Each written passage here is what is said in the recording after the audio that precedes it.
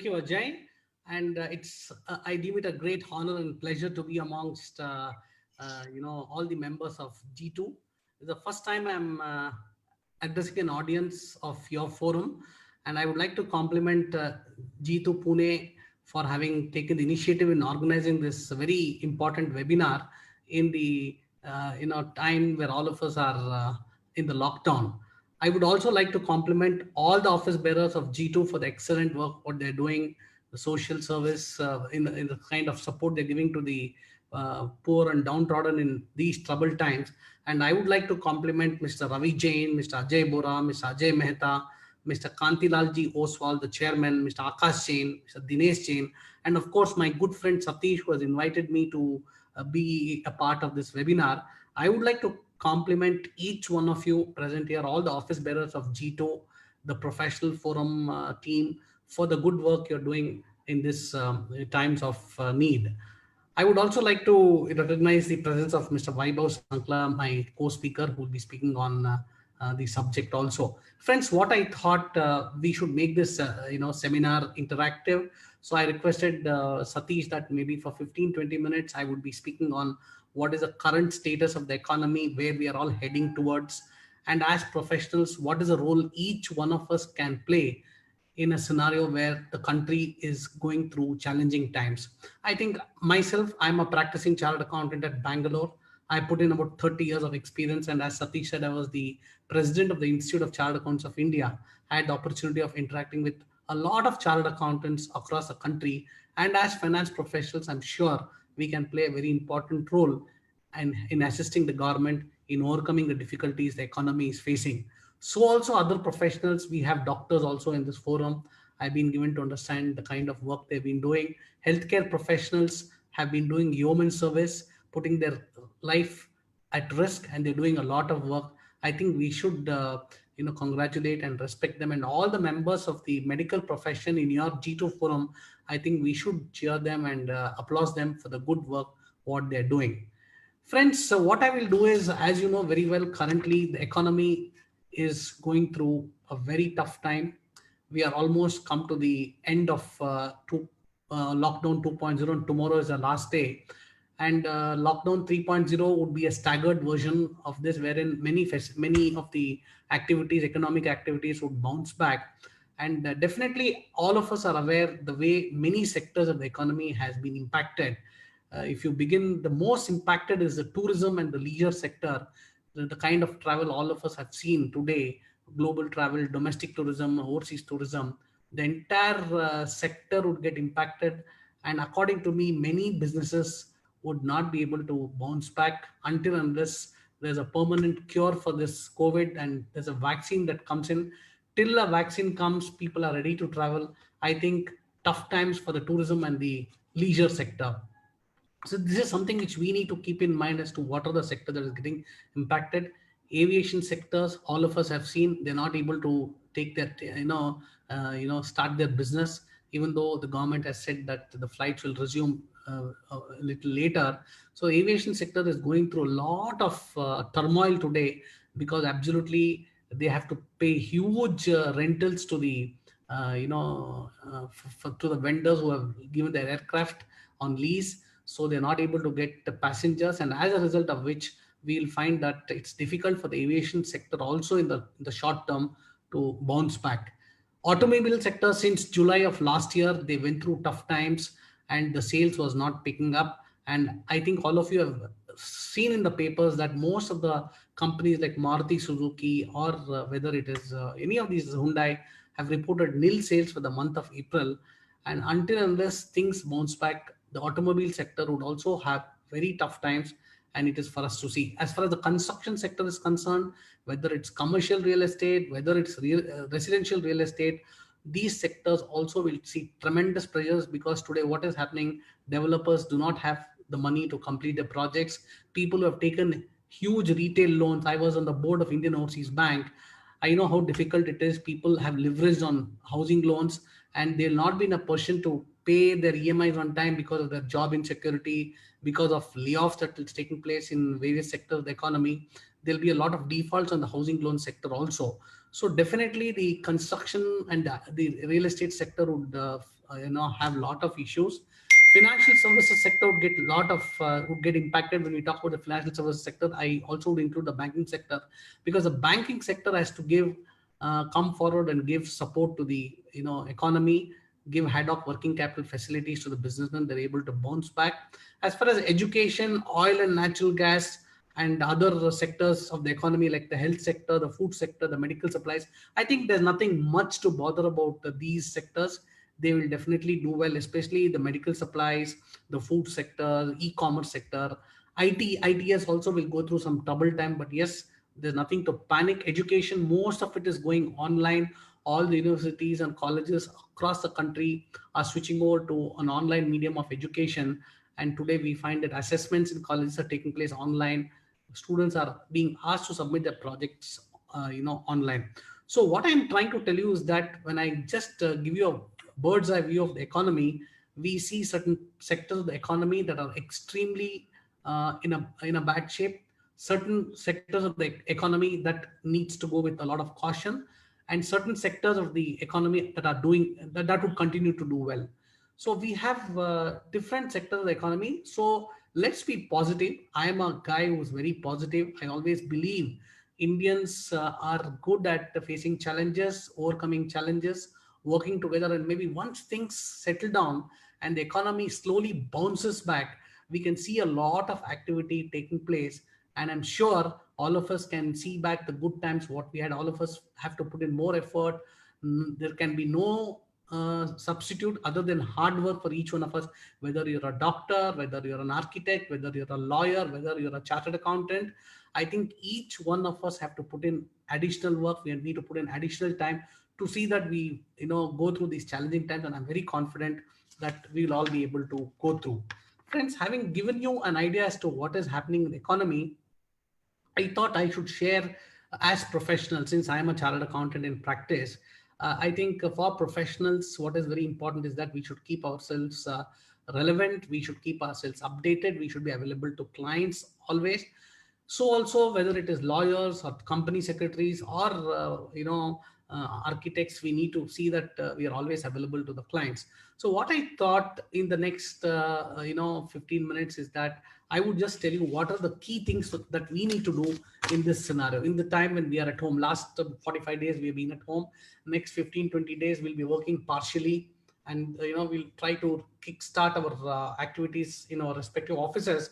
But I feel it's time for us to introspect, time for us to see whether we can bring about a change in the way in which we carry out our profession is what we need to think about. The first area which I feel as professionals, whether it's a doctor, whether it's a lawyer, whether it's a chartered accountant, whether it's a company secretary, is the first thing what we need to do is this gives an opportunity for us to upskill. Lockdown has given an opportunity for you to upgrade your skills. Maybe it will continue for some time. You should try to see if you can upskill yourself, because upskilling is something very important. You take our profession, a lot of new areas have come up. Most of the chartered accountants are in traditional areas of practice such as audit and taxation, but today we find that business people come to chartered accountants for a lot of additional services, like they want business consulting, they want various other support services in the field of uh, insolvency, then valuation, then forensic, international taxation, advice on international taxation, then on information technology consulting. If let us say a business wants to automate its business, as a chartered accountant, how you can help them to automate the business. So you find that the requirements of the business is changing, it is dynamic, and especially the new generation businessmen, expectation from professionals is increasing. So for this, you need to upskill yourself. Maybe you need to take up a few certification courses offered by the Institute of Chartered Accountants of India, or take up a few certification courses offered by reputed institutes like the management institutes, wherein we can upskill our knowledge in these areas. Because friends, if we are able to update ourselves and upskill ourselves, that is the best thing that could happen. Chartered accountants are good at working on computers. We need to see whether we can work on advanced Excel, whether we can use working on audit software, so that sitting at home you can conduct an audit of organizations. Today what is happening is we are getting into a digital economy. In a digital economy, All the transactions happen online. You can buy an air ticket sitting at the comfort of your home. You can buy a tie sitting at the comfort of your home. You can do a transaction on your bank account, transfer funds from one account to another account. You can have your, put your money in your fixed deposits online. You can buy your insurance policies, using online facilities. So what is happening? We are entering into a digital era where everything is moving from the brick and mortar to the online mechanism. I think all of us have seen how the change has taken place. Today is possible for you to view a lot of web series online also.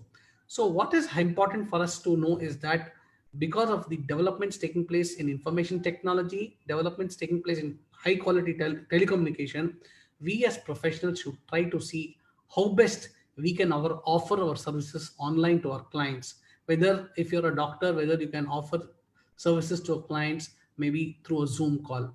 Maybe if you're an architect, whether it's possible for you to discuss with your clients on a call and try to understand what is their requirement. So what is very important, friends, is that in this scenario, there's a need for us to upskill, and upskilling will give you an excellent opportunity for you to get into newer areas, because every profession has a lot of new areas opening up. When you talk about the medical profession, we know the kind of specialization the medical profession is into. So there's a scope for upskilling for the medical professionals.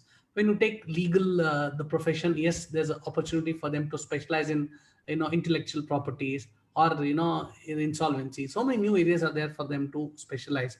When it comes to chartered accountants, as I said, you could get into international taxation. You could get into information systems consultancy, where you can sit at your office or home and carry out an online audit of your particular client. Since we are getting into a digital economy, most of the businesses are using the internet for carrying out their business transaction. There is a need for us to have the knowledge of technology. So upskilling is something which each one of us have to keep in mind. The second area which I personally feel which is relevant to each one of us as professionals is that what are the new opportunities that are available to us. You should try to introspect and find out, okay, fine, currently if you're a chartered accountant, you're offering services in direct taxes, indirect taxes, can you get into new areas? If you want to get into new areas, what is it you need to do? So let us say if I am a chartered accountant in practice, and if I want to develop my practice, I need to network with chartered accountants in other cities like Bombay, Pune, Delhi, Calcutta. Try to work with them so that we are able to exchange professional work. This is possible for you to do only if you're able to spend quality time in reaching out to your friends around the country. In addition to that, you can also network with professionals outside the country. Let us say you have a friend who's a doctor, or you're an architect who's in Singapore. You can work with them, network with them, and try to see how best you can exchange your thoughts, ideas, and try to see that you are able to imbibe the best practices what they are following. So what is important, friends, is that there's a need for us to look at new opportunities. And when we're looking at new opportunities, sometimes you need to bring in new talent also into your organization, because without bringing in new talent, you'll not be able to take advantage of the new opportunities. Let us say an architect firm. Traditionally, the architects used to design the buildings using the traditional thing. Now everything is on CAD and CAM. So you might have the new generation architects who are very good at that, in creating three-dimensional views, perspectives. All that can be done within no time. Earlier, the traditional architects used to take a lot of time to design the buildings or the residential houses. Similarly, in our profession also, everything has become online. You can file your income tax return online. So you need to have the knowledge of technology. So you need to have youngsters who can support you. So what is important is that each one of us, if you're a lawyer, if you're a doctor, if you're a chartered accountant, should try to see, are there any new opportunities for us? Because this is when you can think, this is when you can reskill and try to see if you can get into some new areas of practice or new areas in your profession, so that you're able to improve your efficiency and performance.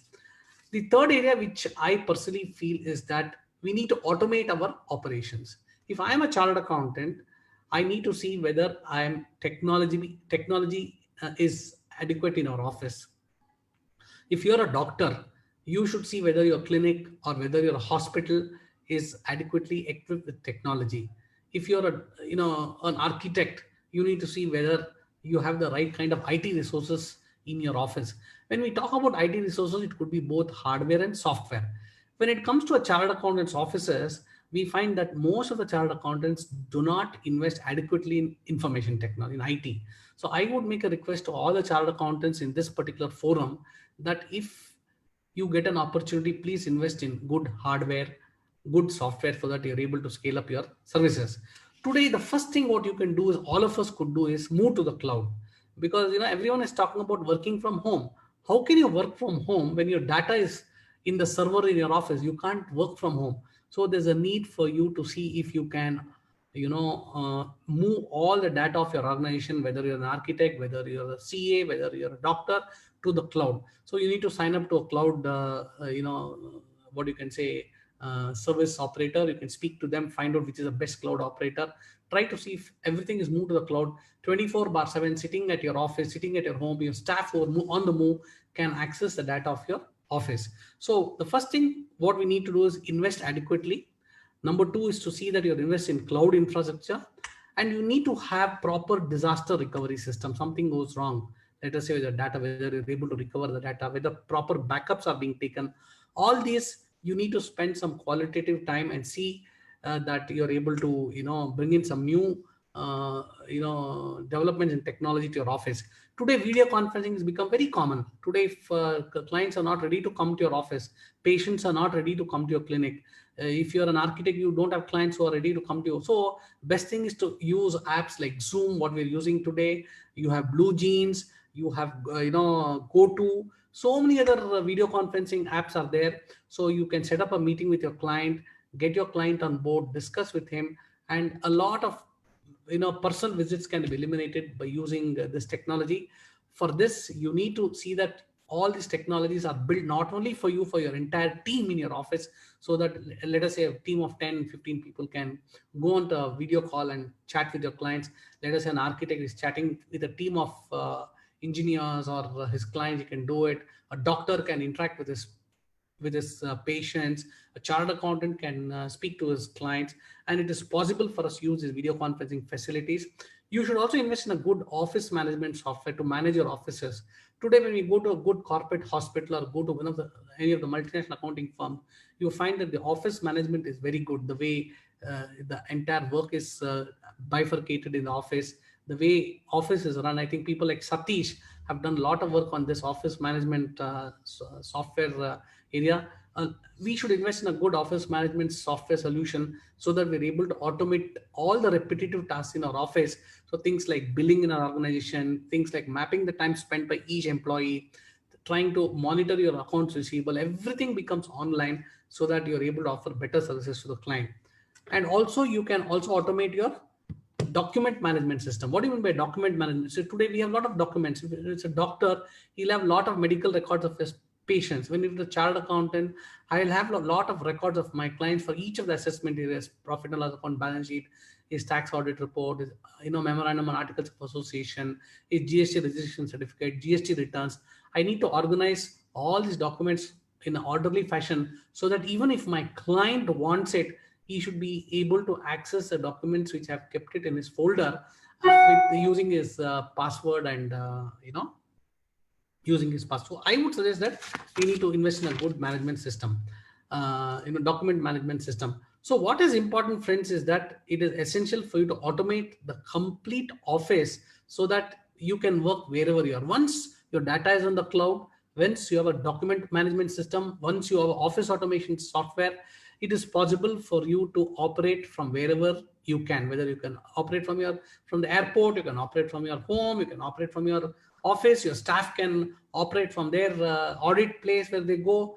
So it's becomes very easy. Another important thing which you need to keep in mind: licensing of all software. Please try to see that you switch out to original licenses. If you're not using proper licenses of your software, please see that you switch out to original licenses. And as I suggested, move to a cloud-based platform so that once the data is on the cloud, you can access all the information wherever you are. Friends, the next area where we can all focus on branding and communication. Today, what is happening is that you can have a good website. Many professionals do not even think of a good website. Now, this is at the time you have some spare time. Can you think of a good website? which can have all the features like a blog, a video chat, or a video conferencing facility built in the website. Whether it's a doctor, whether it's a chartered accountant, whether it's a lawyer, you can improve your internet presence by a good website. Try to use social media. You have platforms like LinkedIn, you have Twitter, you have Instagram. You can share professional knowledge. You can share knowledge with your clients using social media. Let us say there are some COVID relief measures announced by the government. If you're able to put it on your Instagram, or you're able to put it on your Facebook page, your clients can have access to the information. So what is important is that we should be able to use social media effectively. We should be able to see whether we can have a good website that is very state of the art, where video conferencing facility, blogging facility, everything is there. And what is very important is, friends, in this branding and communication, is that keeping in touch with the clients. How many of us do keep in touch with the clients? Okay, fine. Last 45 days, we have been in the lockdown times, pursuing our hobbies. How many of us have been in touch with clients? We should proactively try to reach out to the clients, talk to them, give them a sense of comfort. For me as a chartered accountant, if I call up my client and talk to him, try to listen to him, try to understand his problems, and if I'm able to give even one suggestion which is helpful to him, I'm sure the client will be thankful to you, because he'll say, Mr. Raghu called me during those challenging times when I was about to, when my business was not doing well, manufacturing had come to a complete halt. Mr. Raghu called me and inquired about me, and he talked to me. So it is absolutely essential that you keep in touch with your clients, key clients, so that they get a comfort that here is a professional in Mr. Raghu who is able to be in touch with me and give me that kind of comfort. Because in these challenging times, we have to give handholding support to the client. Similarly, any other professional also, whether it's a lawyer, you need to keep in touch with your clients. Your architects, whether you're a medical professional, when you know that you have certain clients of yours who are not keeping well, proactively you should call up your patient and try to find out whether he's doing fine, whether he requires any support. So I personally believe that you need to have good PR strategies and try to see that how best you're able to build up your clients. Friends, the other area which I would like to talk about, is training our teams. Ultimately, for us to achieve success, we need to train our teams. Today, a lot of training tools webinars are available, like this webinar what we are having. You can ask one of your senior staff in your office to take the lead and conduct a webinar.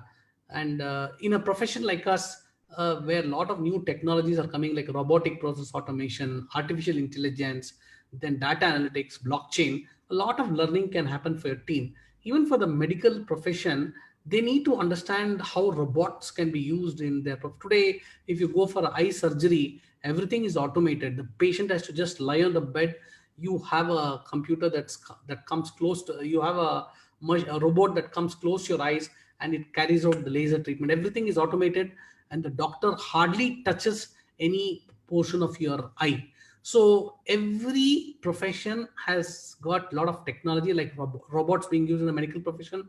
Even in the CA profession also, you have a lot of automated processes.